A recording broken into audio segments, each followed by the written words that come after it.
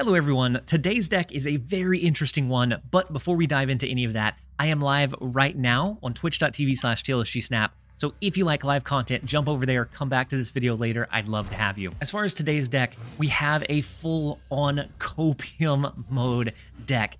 This video is going to be structured a little bit differently than most of my videos. Most of the time, I will take a sample size of about 20 games. I'll kind of pick the ones that are the most interesting, the funnest to watch, and then those are the ones that I showcase. This one, however, I'm going to be doing a straight consecutive 6 or 7 games, and then we're going to see how they go. It could be good, bad, or ugly. You'll have to stick around to find out. And then as far as the deck goes, we have a full-on Cope, Warmachine, Infinite, Emperor Hulkling line deck. Now, this has a lot of redundancy, so if you don't get Warmachine, you're not completely out of the mix. If you don't get Hope Summers, you're not completely out of the game. But if you get the ideal draw, you can do some pretty fun, explosive things that can surprise your opponent. We have the early game of our Sunspot, Nebula, Spider-Ham, or Squirrel Girl to get value on the board early, Marvel Boy to scale it up, so even if we get capped out, even if we cap out a lane intentionally, we have several mechanisms to be able to scale. Pixie to make some of our 6 costs, ideally 1 cost. We're not running the Mobius in this build, we're just going Pixie and a Prayer. We have the Kyera to protect our 1 and 6 cost cards. We have Hope Summers to sometimes play a card into her on turn number 4, so we have 6 energy on 5, then we skip on 5 into an Infinite plus SheHulk on 6. Ideally, we have Sunspot on the board to absorb some of that extra energy floating around. And then we also have the Warmachine line, so sometimes we're just going to play a Warmachine on 5 into an Infinite on 6, which can be surprisingly oppressive, throwing down the 20 power if you already have your board developed ahead of time. And then if we have both Hope Summers and Warmachine, we can play Warmachine onto the Hope Summers on 4.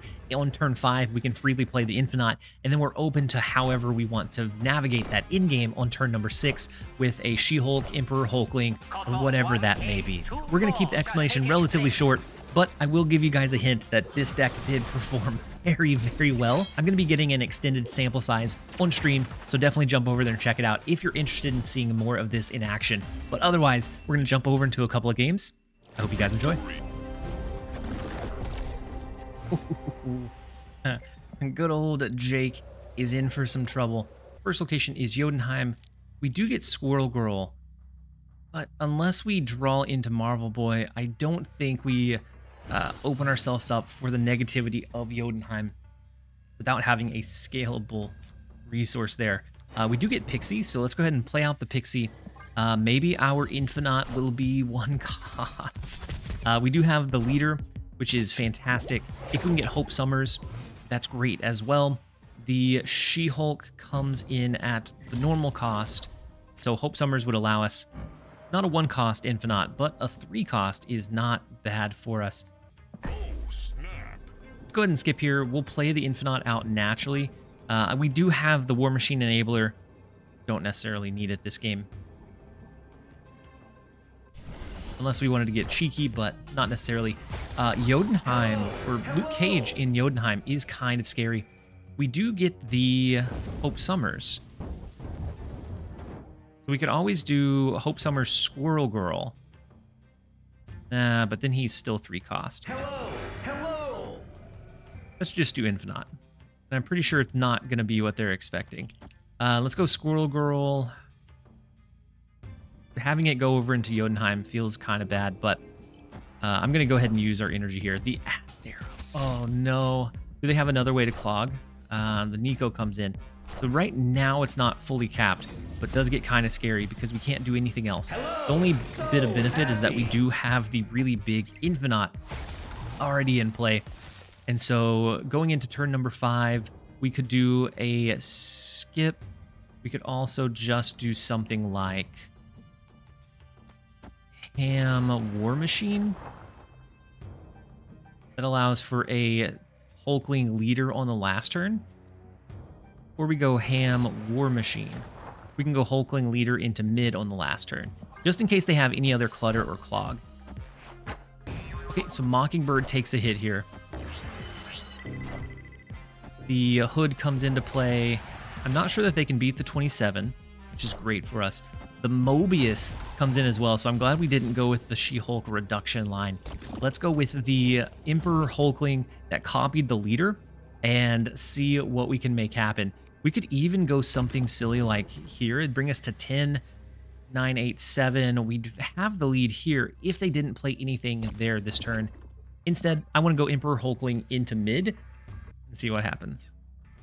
It's just a card that you cannot play around. Like, there's no way to anticipate Emperor Hulkling into leader. So they single card over here. We get their pig, which is big, unless they have a Shadow King on top of it. The 13 power pig is huge. The Mysterio comes in, and then the big pig, and we are gonna have the lead by 3 in the middle location. So we will gladly take the 4-cube victory against good old State Farm. Let's jump over into the next one. All right, next up we have Freemason Jam. The first location is the Nexus, and so I almost want to go Nebula. Let's go ahead and do it. We'll go Nebula. Next turn might be something like Sunspot in the left, Spider-Ham somewhere else. They were running an Arisham deck. They played Mojo, which is a little bit unfortunate, especially with like the Squirrel Girl line. Let's go Sunspot. Let's go Spider-Ham, and then we'll wait. Avengers! Captain Marvel comes down as well, so they're building it up pretty fast, pretty early. We do take out their Shadow King, which is huge, making sure that they can't hurt our Nebula or Sunspot. Fantastic for us. Let's go Kyera into the X-Mansion. We do get Infinite, so we skip on 5 into an Infinite on 6 is not a bad line. The Sentinel comes into play. The Shadow King Pig comes into play as well. What comes into the X-Mansion location? Super Scroll, which copies our Kyera, and then X-23. A little bit unfortunate. Let's go ahead and skip on 4. We're going to play SheHulk on 5 and no, can't. We'll have to skip on 4 and 5. Unless we draw into Warmachine. Warmachine would allow us to play SheHulk plus Warmachine on 5 into Infinite on 6. Since we don't have Hope Summers and the extra ramp, we're not going to be able to get both out. Get Hope Summers now, but let's go ahead and skip here one more time. I'm going to snap into it. I think it's fine. We're going to skip here, absorb 5 more with the Sunspot. If they play into the Nexus, that's going to be it for them. I think they play somewhere else this turn, and they don't have the Shadow King unless they get a secondary one. Shang-Chi doesn't do anything. Magneto could have been so detrimental in filling us up and capping us out there, but luckily it was not. The Emperor Hulkling comes in. We could pull their recost cards out of this location, but instead I think we're going to bring this up to 36. That'll bring them up to 30. Actually, this is 38 to 30, so we have an 8 power lead, which I think should be good enough. So they'll have to beat us by 8 in each of the lanes. Might be doable. No, we do end up forcing the unfortunate retreat for Freemason. We'll take it. Let's jump over into the next one. All right, next up we have Emily. We do have our Warmachine. We have Kyera to protect our 1 and 6 cost cards, which is the largest majority of our deck. The Kitty Pryde comes into play, so we know that a Nebula would not necessarily be safe, or wouldn't be able to scale. Not necessarily that it's not safe. So we do have Warmachine. We have Kyera. I think we lean more towards the Kyera line, though.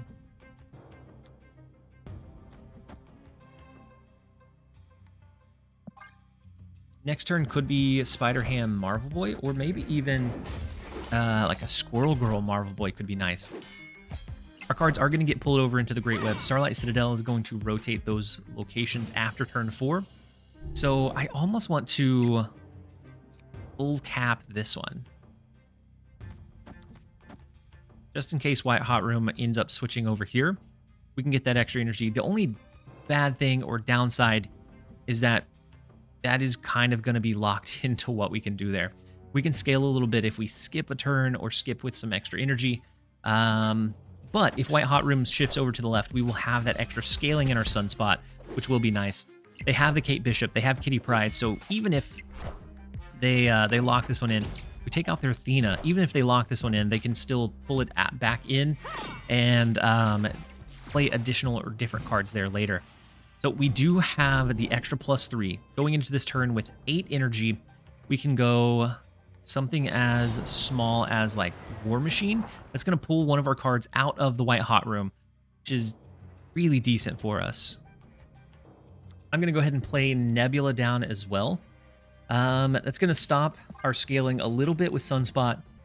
We'd still be able to do a SheHulk plus Infinite if we draw into that next turn, which is fantastic. But we get full use out of our Marvel Boy. And so Kitty Pryde comes into play, the basic arrow. I'm hoping that something pulls in from the left. With theirs, it's a flip between if it's their cards or ours. It is their cards, unfortunately. Our Sunspot does scale. We get the scaling of the Marvel Boy. That is the only thing keeping us in business in that left lane. Infinite. I think it's Infinite and Skip. That's 3, 4, 5 extra in the left lane, depending on what pulls into mid. Let's go ahead and go with that. Great Web really makes these games really hard to read, hard to anticipate what's going to be that last line. Because unless they can fill it up, it's a split between whose cards get pulled over into Great Web and whose doesn't. And so that could be the make or break of the game. All right, so they go 4 cards coming down here. And so Sunspot, the Kitty Pryde, the Spider Ham. So it's all going to depend on whose card and what gets pulled over into mid. It is ours. I guess it maybe didn't matter too much because we had the left, we had the right locked in. We will gladly take the 2 cubes against the craziness that game is. We'll take the crazy 2 cubes. We may be coping, but we are so deep in the copium that we can't stop. Let's jump over into the next one.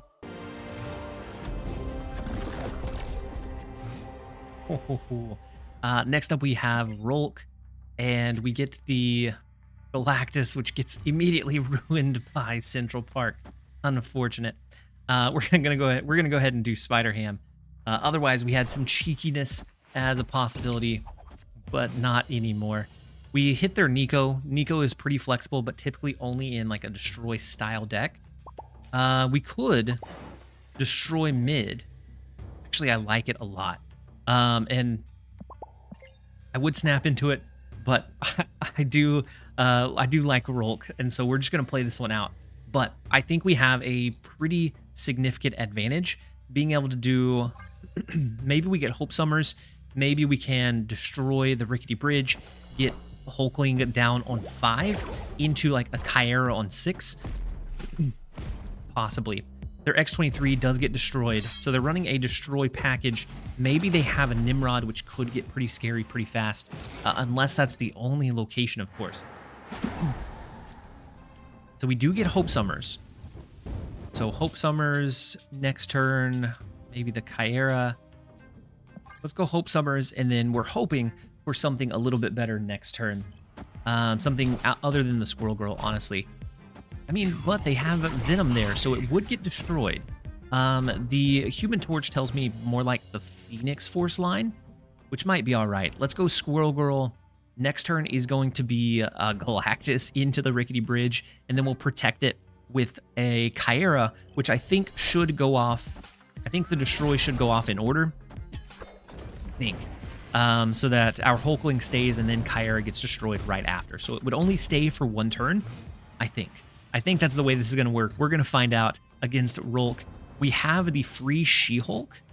We have initiative. Let's go ahead and throw the Galactus into the Rickety Bridge, and there's nothing that they're going to be able to do about it since we have initiative. Let's see which card of theirs. Let's see what this card was with the in-game overlay for the Destroy once it pops into place. Oh my goodness. Their X-23 does come into mid, which is a little bit scary. As long as our Kyra works, then this should be perfect. Let's see what they had destroyed. The Phoenix Force comes down. Our Galactus does get destroyed because of the X-23. We now have the SheHulk into Kyra line, and I think that this will let us retain a SheHulk? I hope. We'll find out. Let's see. So the Carnage comes in. That is fine. And then what is their last card here? The Null. Wait, the Null should get destroyed. Kyra comes in as long as it goes in order and the SheHulk stays beautiful, beautifully executed. The 6 cost had to be played before the 3, I think. Otherwise, Kyra would have been destroyed, and then the order of events would have went on towards the 6. Since Kyra was the last card we played, the order of events tried to destroy this one. It couldn't. Moved over to this one, and then it was done. So we will take the 2 cubes. Let's go ahead and jump over into the next one. All right, next up we have But Nah, and I am so deep in the copium. It is ridiculous right now, but we're on an incredible 5-0 win streak. Normally, the games are kind of chopped up or broken up bit by bit. This time, it might just be a consecutive 1, 2, 3, like 6 games, and then we're done. The opponent is running an Arsham deck, so their potential high roll capabilities are pretty big. I almost want to go Marvel Boy into the left.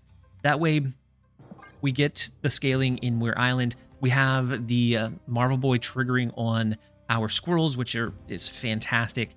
Maybe we go Kyra next, just in case they have a Killmonger.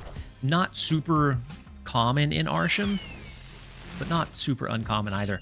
The Snow Guard comes in, not what they were hoping to pull, I'm sure. We get a lot of scaling in the left lane.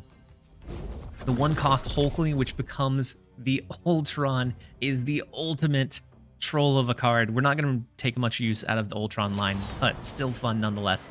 Let's go Kyra here. We could go Warmachine, but since we don't have any extra energy, we wouldn't be able to play the Infinite early, and so we're not going to do that. Instead, maybe we go Warmachine plus 1 cost next turn. And so Muir Island pops up into mid. That's fine. Captain Marvel is not going to get the bonus. I want to snap, but I honestly think it's too late. I think they would retreat if we did snap. We could do Warmachine. And Emperor Hulkling into Infinite mid, because I think they're going to play in mid. It's either that or we do Warmachine, kind of skip. But I want to play the Emperor Hulkling out. We're going to do this. That's going to lock us into the power that we have in the left lane. But I think they play their card into Muir Island this turn to start competing for that location. They do have Captain Marvel that can be that roving resource, depending on how big they go in the other lanes. And so the Hawk comes in, it's going to turn off the locations. The Snow Guard Bear comes down as well.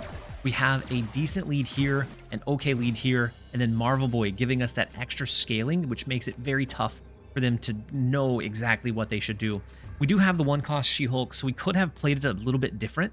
And instead of Emperor Hulkling, something like Sunspot, absorb into like the cheap Hulkling plus the cheap SheHulk, and then absorb more with the Sunspot.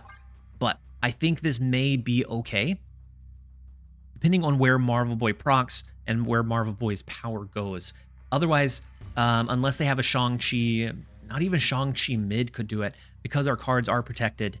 They're just going to have some kind of large power output. The single drop in mid, the Shang-Chi is not going to do it. We have Kyra. I don't know what you're doing, my friend. Unfortunately, they thought they were gonna counter our day, but nah, they were not able to. We will take the 2 cubes, unfortunate as that may be, and that is 6-0. We will jump over into the next one. Okay, back-to-back games. We get Ultron with the Emperor Hulkling. Not the best, not the worst either. Let's go ahead and play out the Spider Ham, see what we hit, get a little bit of information. Morbius, so a discard deck.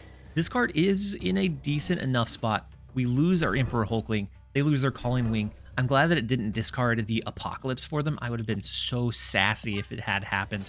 Let's go ahead and play the Squirrel Girl. Next turn will be Marvel Boy, so we get that free scaling we have to worry about, I guess not a whole lot that we have to worry about.